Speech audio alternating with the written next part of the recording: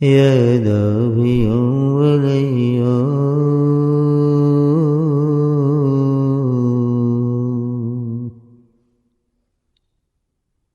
يا دافع وليا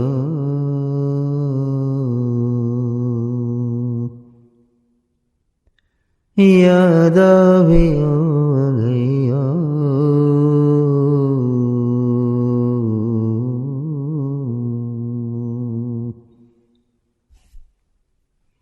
يا دافع البليا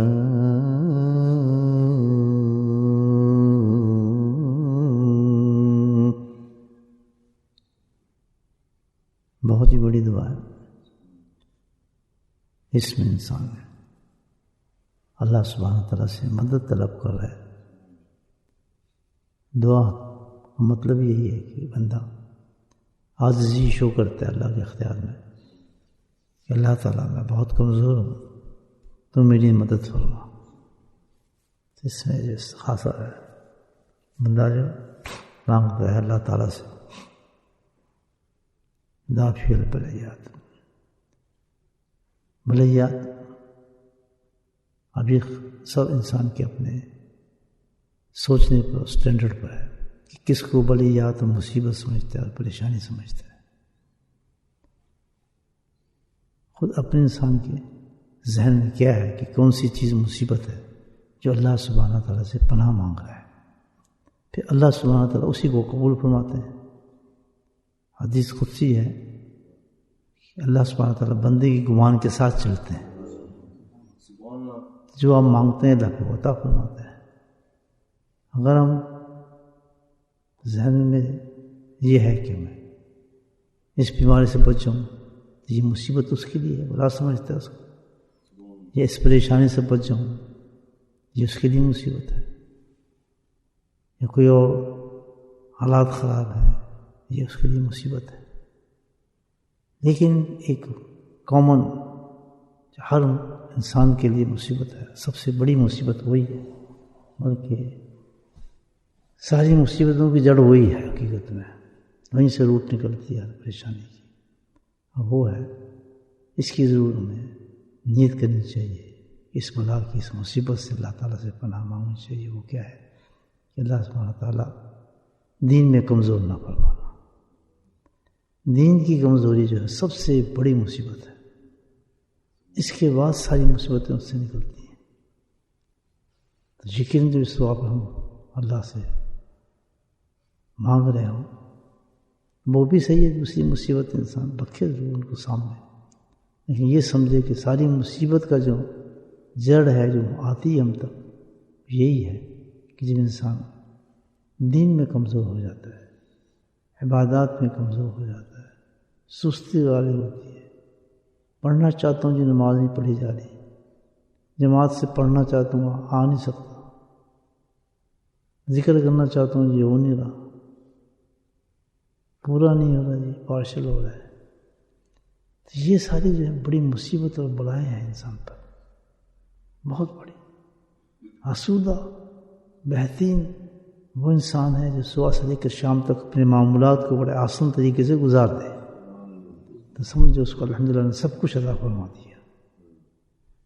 جو معمول اللہ سبحانہ تعالیٰ انسان کو دے اس میں ضرور اس معمولات کو ہم نے پورا کرنا ہے. صبح سے لے کے شام تک اس میں کمی آنی ہی نہیں چاہیے. کہ اتنی ہم نے فجر کی نماز با جماعت پڑھنی ہے، ساری نماز جماعت سے پڑھنی ہے، ہم نے جو اپنے وظائف ہیں اس کو مکمل کرنا ہے، اور مکمل طور پر ہم نے اپنے آپ کو گناہوں سے بچانا ہے. ہر اس اللہ کو ناراض نہیں کرنا ہم نے کسی طریقے سے. تو اس میں کہیں کمی آ رہی ہے انسان کی، یہ سب سے بڑی مصیبت اور پریشانی ہے. باقی پریشانی مصیبت ہے تو اس کے مقابلے میں کچھ بھی نہیں ہے. کیوں؟ اس سے تو ڈائریکٹ اللہ ناراض ہوتے ہیں. جب اللہ ناراض ہے تو سب سے بڑی مصیبت انسان پہ آتی ہے. یاد رکھیں جس نے اللہ کی نافرمانی کی تو پوری کائنات اس کی نافرمان ہو جاتی ہے. پوری کائنات نافرمان ہو جاتی ہے. اور ایسے انسان پر زمین و آسمان سے لعنتیں بھیجی جاتی ہیں یہ مستحق نہیں ہے یہ اللہ کے کھانا کھائے، اللہ کی روٹی کھائے، اللہ کی نعمتوں کے ساتھ چلے۔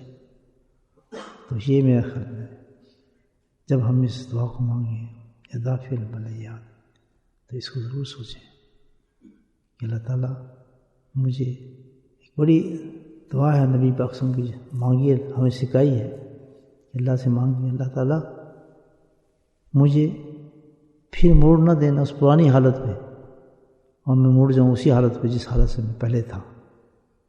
تو نے مجھے دین پہ بھیجا ہے، لیکن ٹرن آؤٹ بھی ہو سکتا ہوں، میں کسی وقت میں دل تبدیل ہو سکتا ہے، کسی وقت میں پیچھے جا سکتا ہوں۔ تو کتنی بڑی مصیبت ہوگی انسان کی۔ ان لوگوں کو دیکھیں جو دین پہ چلتے تھے، الحمدللہ پڑھتے تھے اور پھر ایک دم پیچھے چلے جاتے ہیں، ٹرن آؤٹ اسی زندگی کے اندر لوٹ جاتے ہیں۔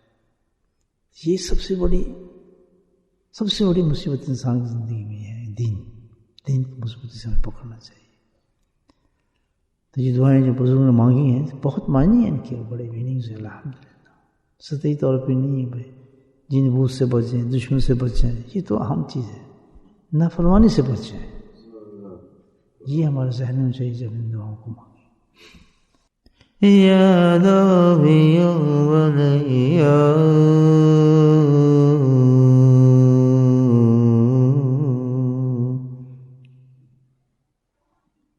یا داعی البلیات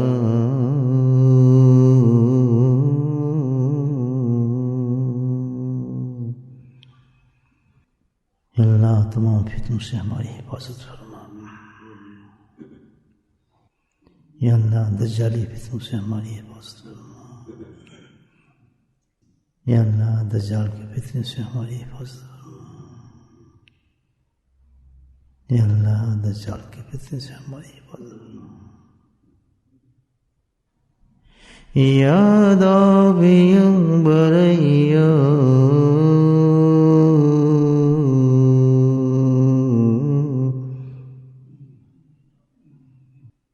یا داعی البلیات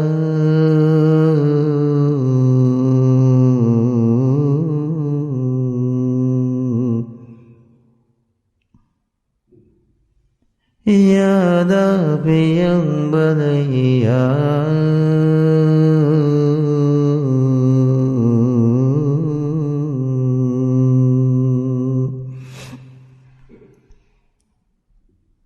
یا داعی البلیات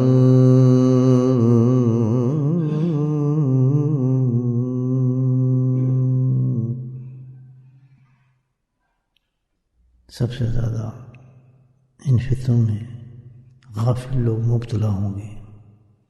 اللہ کے نبی ارشاد فرماتے ہیں کہ غافلین وہ ہوں گے جو اللہ کا ذکر نہ کرتے ہوں گے۔ دجالی فتنے سے بچنے کا ایک ہی راستہ ہے کہ اللہ نبی نے فرمایا، اور وہ ہے کثرت سے اللہ کا ذکر کرنا۔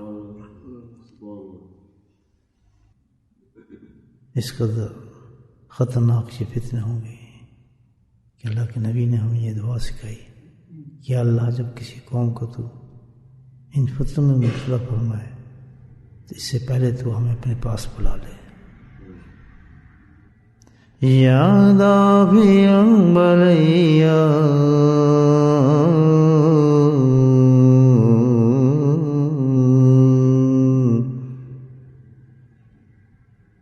یا داعی البلیات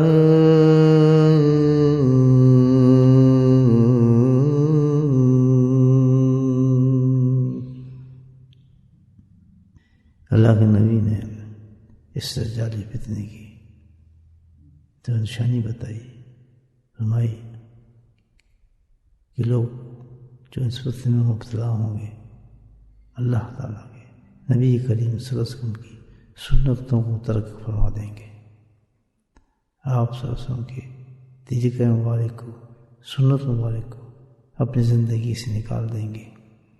ان کا رہنا سہنا، کلچر، کھانا پینا، اٹھنا، لباس اس قدر متاثر ہوں گے وہ غیر قوموں سے کہ وہ اللہ کے نبی کی سنتوں سے اعراض کریں گے، منہ پھیریں گے۔ جب یہ حالات ہو جائیں تو سمجھیں وہ شخص، انسان، معاشرہ سب دجالی فتنے کے اندر مبتلا ہو چکے ہیں۔ اللہ سبحانہ تعالیٰ ہمیں نبی کریم صلی اللہ علیہ وسلم کی ہر ادا سے محبت نصیب فرمائے، آپ ہی کے طریقے پہ چلنے کی توفیق دے، ہماری زندگی کا ہر پھیل، کھانا پینا، کاروبار، چلنا پھرنا سب شریعت و سنت کے مطابق ہو، ورنہ سوائے دجالی فتنے کی اور کچھ نہیں۔ یا داعی بلیا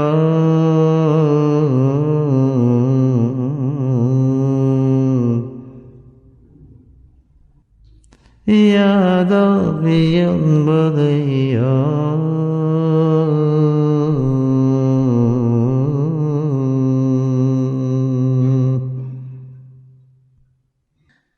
دجال فتنے کی نشانی بیان فرمائی کہ انسان خود اپنی اولادوں کو کفر کی طرف جاتے دیکھیں گے، کفر کی تہذیب پہ دیکھیں گے، نادانیت پہ چلتے دیکھیں گے، اور خود نادینی احکام پر ترغیب دیں گے، کیونکہ دنیا کی محبت غالب ہوگی اور اس چیز کو پسند کریں گے۔ وہ دین کا ان کو کوئی خیال نہیں، سنت کا کوئی غرض نہیں، صرف ان کا مقصد دنیا اور دنیا ہوگا، چاہے وہ کسی سمت سے ملے، کسی کی نقل سے ملے، کسی طریقے سے بھی ملے، اپنے آپ کو، اپنی اولادوں کو خود دھکیلیں گے ہم اس طرف۔ یہ نشانی ہے سب سے بڑی فتنے کی۔ یا داعی بلیا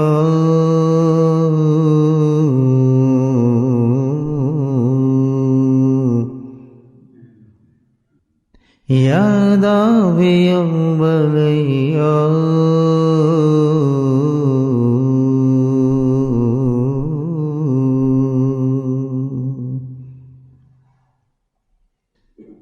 دجالی فتنے کی یہ نشانی ہے کہ انسان ظاہری عبادات کو صرف ریا کے لیے قبول کرے گا، اور جب نبی کریم صلی اللہ علیہ وسلم کی سنت کے عمل کی بات آئے گی تو اس کے وہاں حالت یہ ہوگی کہ جیسے اس کے ہاتھ میں انگارہ رکھ دیا ہو اور وہ اس کا دور بھاگے گا، اس سے اہمیت نہیں ہوگی، ضرورت نہیں سمجھے گا۔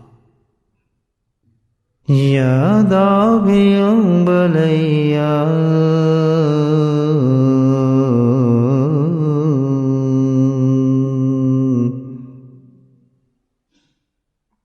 یا داعی بلیا